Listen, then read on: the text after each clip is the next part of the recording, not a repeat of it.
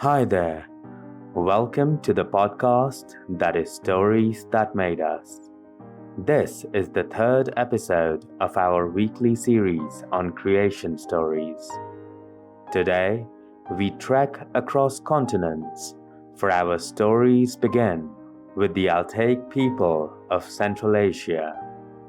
After which, we head all the way to Australia for tales of the Aboriginal Arrernte.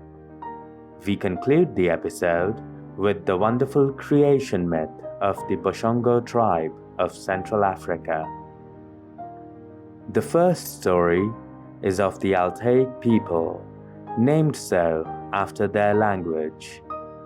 This family of Altaic languages was originally spoken in the Altai Mountains of Central Asia.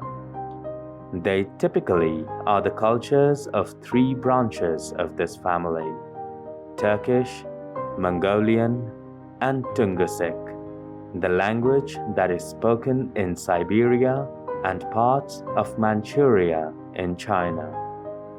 Geographically, the family of these languages covers the lands that extend from Asia Minor into Central, East, and North Asia.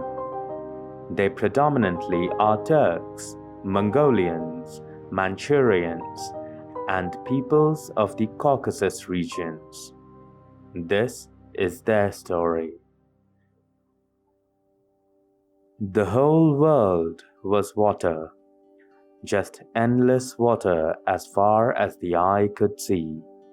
There was no wind and no sound, for nothing moved, just great frightful water. It is said that if a snake should drink this water, death would fall upon it immediately, and if a dead scorpion drank it, it would be filled with drops of light and life. But there was no snake, and there was no scorpion, just vast, endless water. In this nothingness, however, there was a god, Karahan. He was the resplendent gander who flew incessantly over the water. There was no sound, no movement, nothing but the eternal flapping of the great god's wings.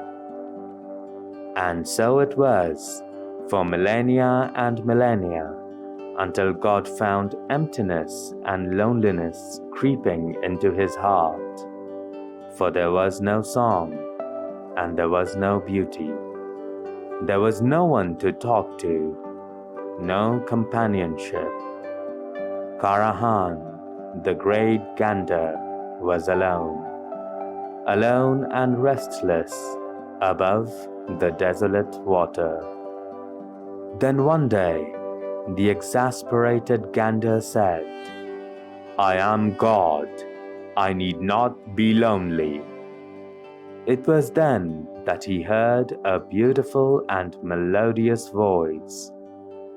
"Karahan, God Karahan." The voice seemed to have risen from the waters as it stirred, moved, and parted. From this water issued the beautiful voice again. "You are one, dear God. Oneness is godly. Oneness is lonely." Karahan trembled. His wings stretched down as he swept towards the water, searching for the enigmatic speaker. "Who are you? Who do you speak to? If I am the one God, the sole being in this universe, then who are you?" In reply, the great water parted, and there arose the beautiful Akana, the White Mother. God Karahan is infinitely wise, but even he was both flummoxed and mesmerized at this sight. Barely able to speak, he questioned, What beauty is this? It is the beauty that comforts my loneliness. Seeing you soothes the heart and calms the mind. Who are you, Spirit? He further said, I am God, and yet I do not know you. Tell me, who are you? Akana gave God a most enigmatic smile and said, I am Akana, water's sister. I am your creation, the one of whom you forgot. In your boredom and loneliness, you forgot me.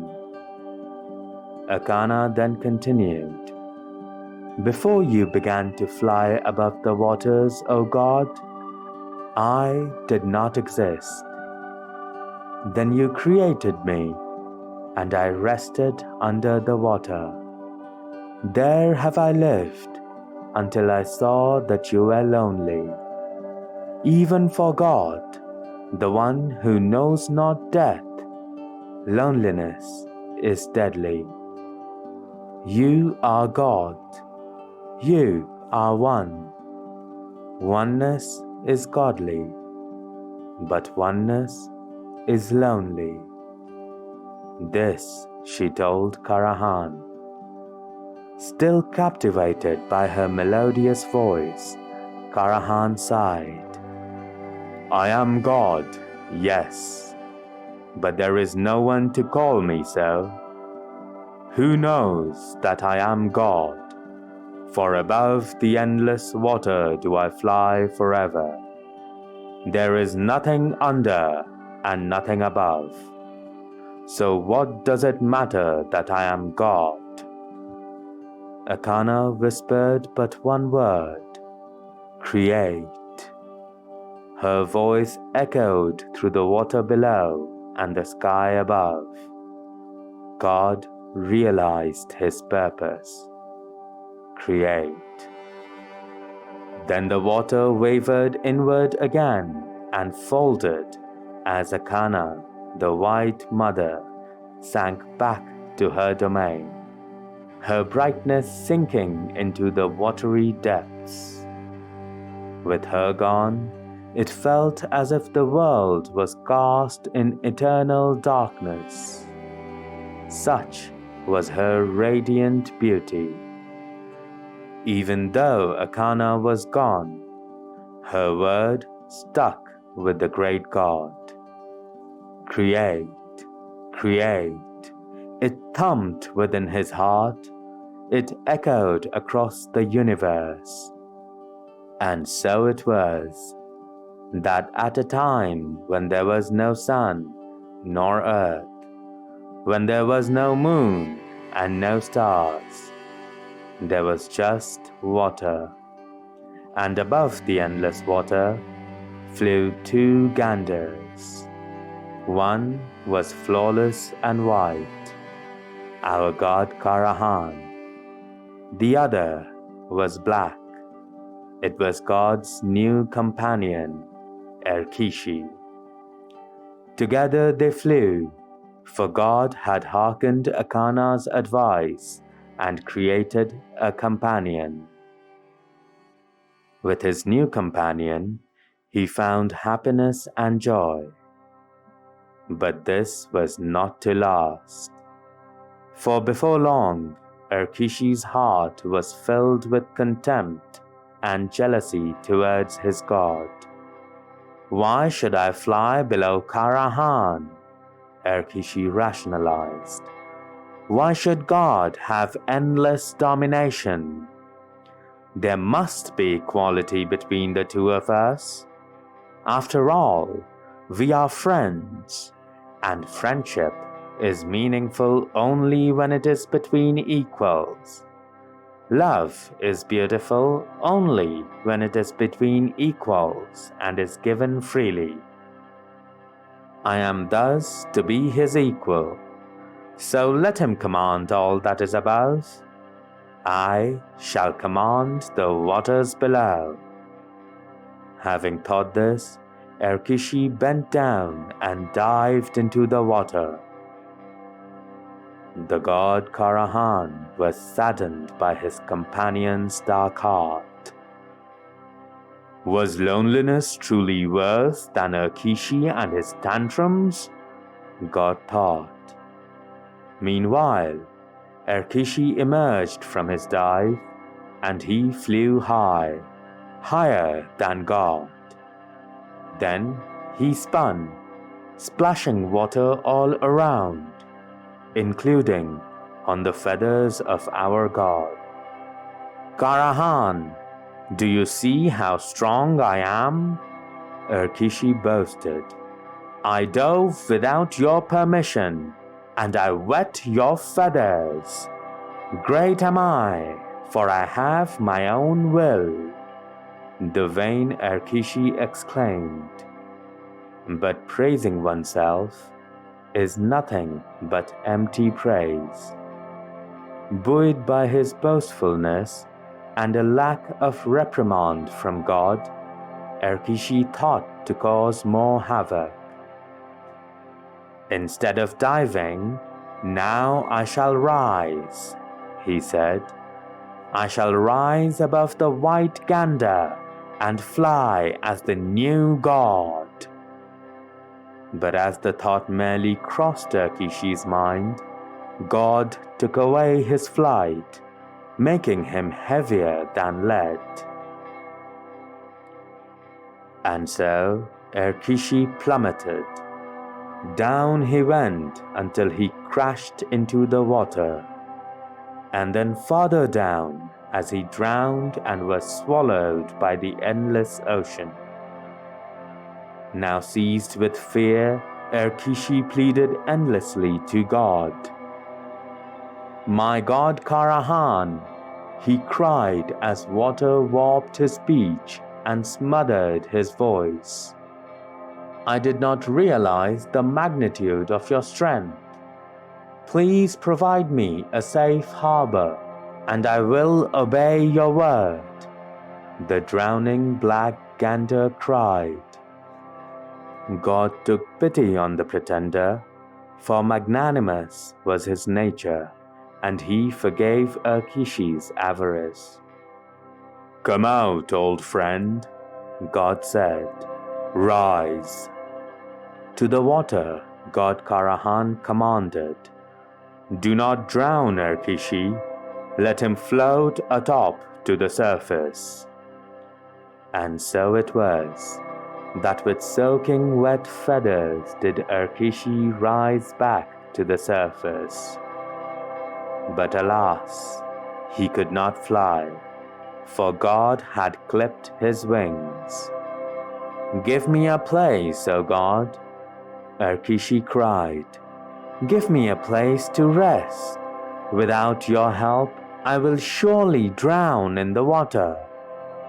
God heard the pleas and commanded once more. Let there be a strong rock. His words boomed around the universe, traveling so deep as to reach the beautiful Akana's ears. She then sent forth a strong rock, the only rock in this empty world. This was to be Erkishi's home. There he sat, and he gazed at the silence of an empty and dreary world. He sat there for a very long time. Eventually, he pleaded that the rock should stretch and cover the endless water. Hearing Erkishi's pleadings, God Karahan directed the black gander to dive down to the depths of the ocean and bring up a handful of dirt. Grudgingly, Erkishi followed God's advice and dived. He did not know how far he dived, nor for how long was he under the water, but he did surface with some dirt. God then commanded him to throw the dirt on the water, and there just like seeds grow into majestic trees. The dirt grew into massive landmasses. Erkishi was fascinated by the god's miracles and all-pervading power. He bowed down to Karahan, worshipping his power and great divine intent. Happy at Erkishi's obeisance, God asked him to continue to dive down and bring more dirt ashore, thereby letting the black gander participate in the creation. Erkishi, with his black heart, however, was incorrigible. He realized that it was he who did all the hard work, while God Karahan only flew above and directed his tasks. Once, when he was deep in his dive, Erkishi thought, "So, if God himself asks me to get this earth, it must mean that he cannot get it himself. He must lack the strength, my strength, to bring up dirt from under the water. Therefore, it must also be true that I am more powerful than God. It reasons to be that his godliness is less than mine." Erkishi, with his wayward thoughts and jealous heart, sought to create the rest of the world himself, without any interference from God. The next time, as Erkishi dove underwater, he filled his mouth with dirt for himself, dirt with which he would create a whole new secret world, the world where he would rule, the world where he would be God. When Erkishi then emerged from the water, God, as always, directed him to throw the dirt upon the sea. When Erkishi did as instructed, God made the new land grow. It grew far and wide, spreading beyond what the eye could see. God's earth spread endlessly. This meant that Erkishi, unfortunately, found no place to spit out his earth, for there was no space, none whatsoever beyond God's own. Thus, not finding anywhere to deposit the dirt in his mouth, Erkishi began to suffocate upon it. God, in his infinite compassion, thus spoke, "Spit out the dirt and be saved. Had I not listened to Akana's words, you would not have come to be, nor your anger or your lust to be my equal." God sighed, "But since I have made you, I shall save you. Spit the earth out of your mouth." Relieved, Erkishi spat out the dirt immediately. This dirt then turned to ugly hills and mountains upon the erstwhile beautiful earth. It formed broken cliffs and strange boulders which stood out like cantankerous sores. God wrinkled his face and looked down with sadness. "See, Erkishi," he said, "I made a place for you, a place of beauty and peace. See what your pride has done to this beautiful earth. I wanted to make my world, a world where I would be God. You do nothing all day while I toil to make this land. You do not deserve to be God, I do," Erkishi claimed angrily. Hearing this, God was silent. Erkishi mistook this silence for weakness. "I should have created you," he yelled with bitterness. "You should dive at my command." When Erkishi spoke this, his own creations were shamed. The hills, marshes, valleys, and cliffs felt sorry for having been created by the ungrateful Erkishi. They thus beseeched God Karahan as one. "Merciful God, forgive us for Erkishi's sins. We did not ask to be created by him.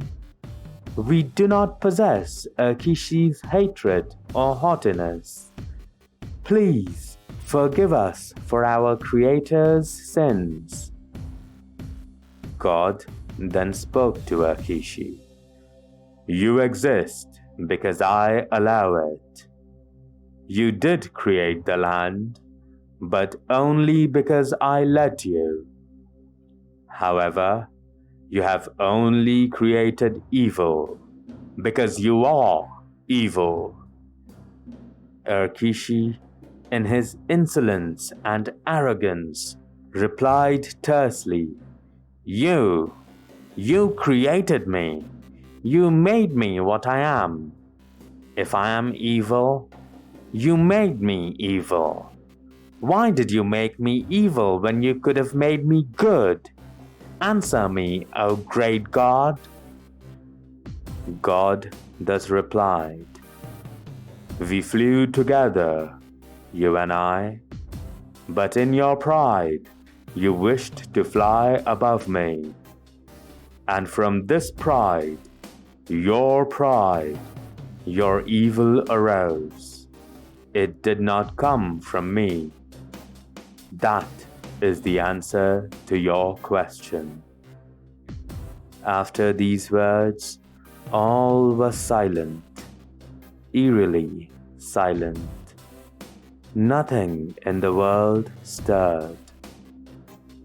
Then God's voice boomed over all creation, a voice of steel with steady resolve. "Under the earth is water, and under the water is earth. But under it all is great darkness. Into this darkness, Erkishi, you shall go. You will go deep into a realm that is beyond earth and beyond water, a realm beyond light and beauty. Go, I banish you to the underworld." And so Erkishi fell. He fell from the earth and into a land where darkness filled his eyes, his mind, and his heart.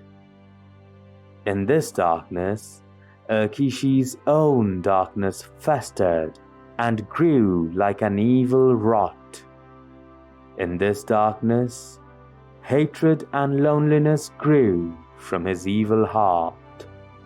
Meanwhile, on the surface, God created a tree on the earth, one that was branchless, budless, and leafless, a majestic but a strange tree. God did not like this tree, and so he said, "A tree should branch, a tree should bud and leaf. Let this tree bud and branch. Let it be green from root to tip." And the tree grew full and bright. The tree had 9 branches, 3 of which stretched east, and another 3 west. 2 branches stretched south, and 1 north. The tree made the earth feel joyful.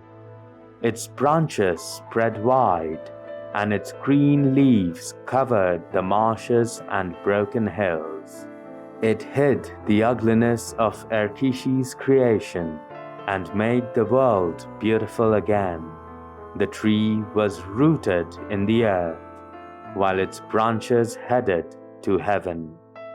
In the tree, earth and sky came together, and this is where water's destiny was complete.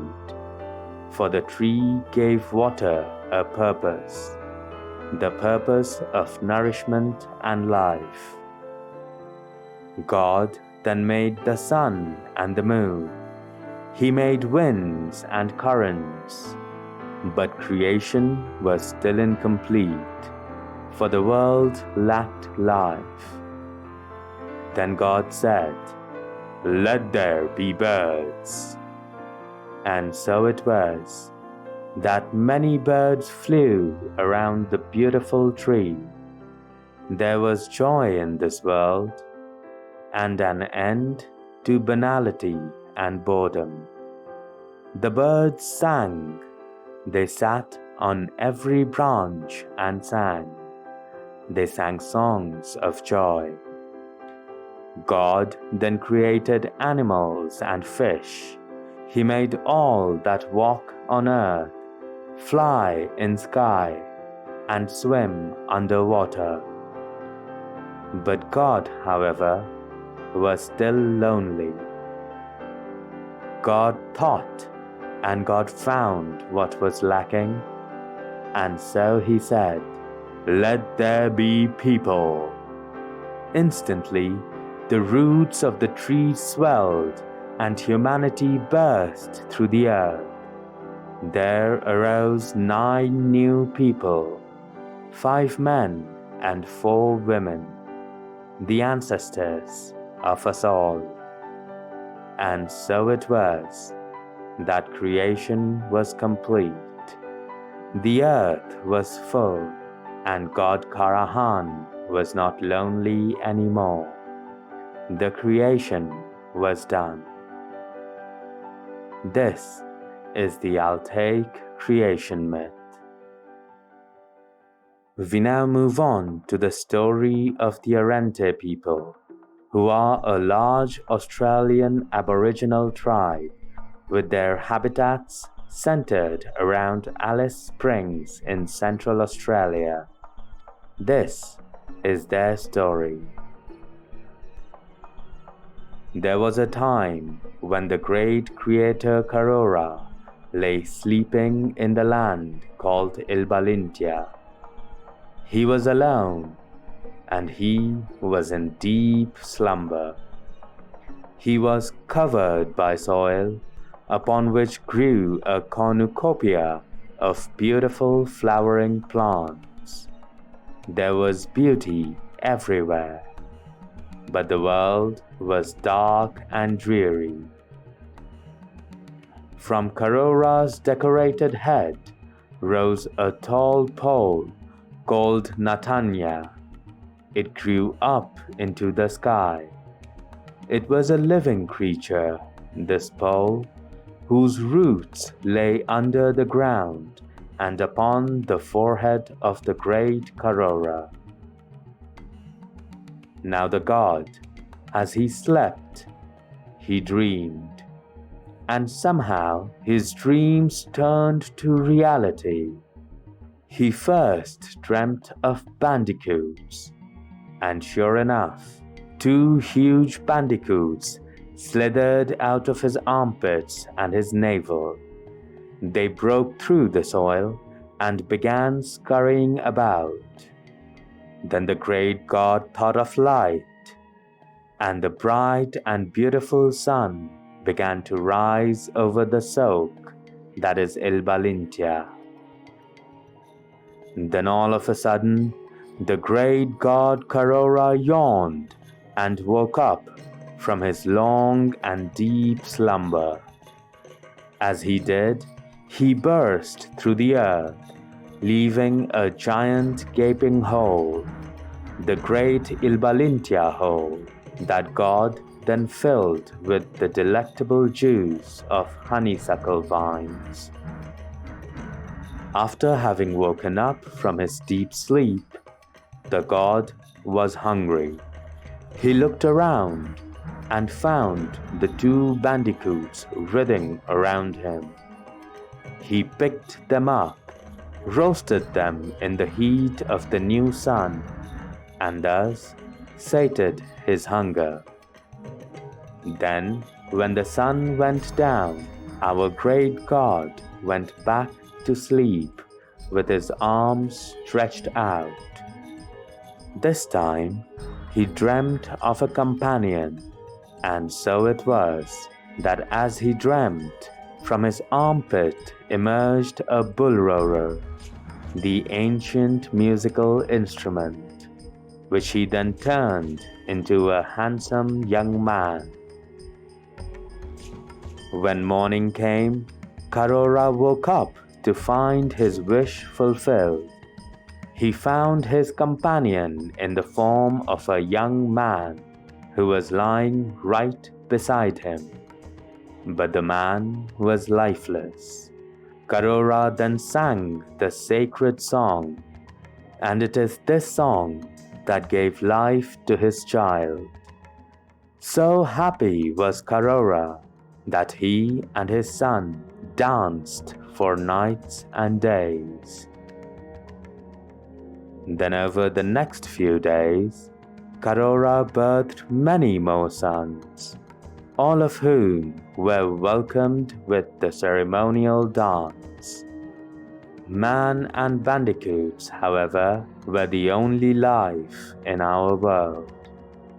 Thus, due to a lack of anything else, God's sons hunted and ate the bandicoots until not one was left anymore. Karora then instructed his sons to scour the lands to find more bandicoots. But they all returned empty-handed and hungry. 2 days thus passed without any success. Then, on the 3rd day, the sons heard what could only have been an animal's sound. They began searching bandicoot nests in earnest until a strange hairy animal hopped out. Excited and driven by great hunger, the sons hunted this animal down. The creature, however, was no ordinary animal. Upon being captured, it shouted, "You have broken my legs! You have crippled me! I am not a real animal! I am Tenterama, a man like you!" Ashamed, the hunters backed off as the poor man limped away. This limping man is the ancestor of all kangaroos. Eventually, the sons of Karora found some game and sated themselves. They then returned to Ilbalintia to offer food to their father. Karora, having thus sated his hunger, spoke to his children, ordering them to sit in a circle around him. Then the honeysuckle juice rose from Ilbalintia and swept Karora and his sons underground. There, deep inside the world, they also found the injured Tenterama. They remained there forever and became objects of worship for all generations to come. The great god Karora returned to his old sleeping place, ready for another long nap. We go to Ilbalintia today to honor the great god with gifts. Karora smiles in his sleep, happy to have us visit. So then, that is the creation tale of the Arrernte tribe, a tale of life that sprouted from dreams.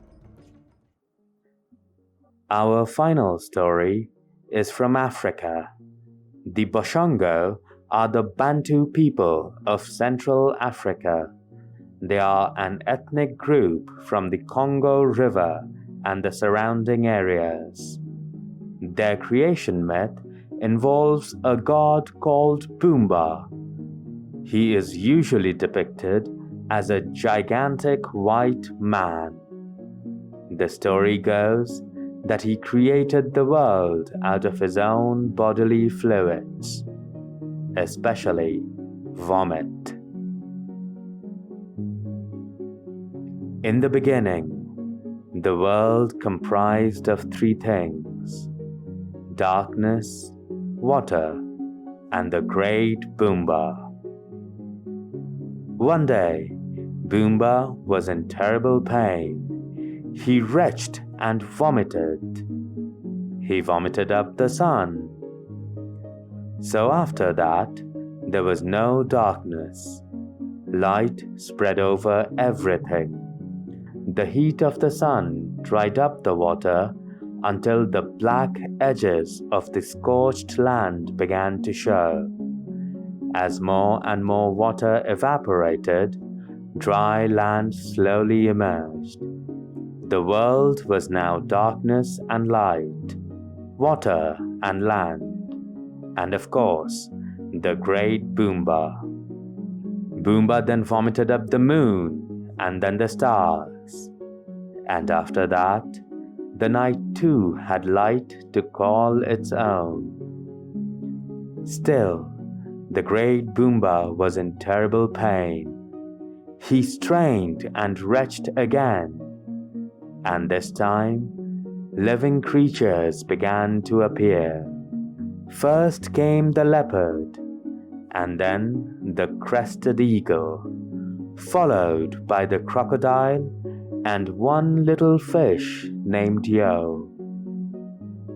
Next came the tortoise, and then the white heron, and also one beetle, and the goat named Buddy. Last of all came forth man. There were many men, but only one was white like Boomba. His name was Loko Yima.